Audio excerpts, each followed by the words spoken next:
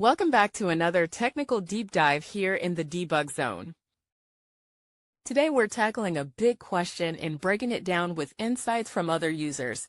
Hopefully this clears up some misconceptions and helps you get the answer you need.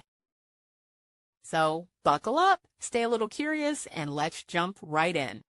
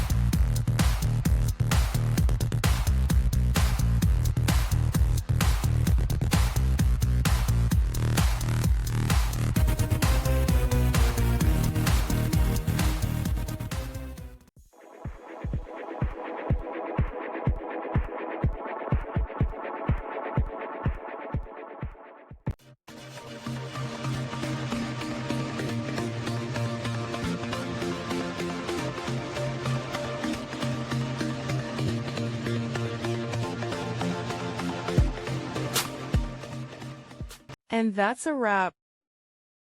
I hope you found the answer you were looking for. If you did, take a second to hit that subscribe button. It really helps out. And let me know in the comments which solution worked best for you. See you next time in the debug zone.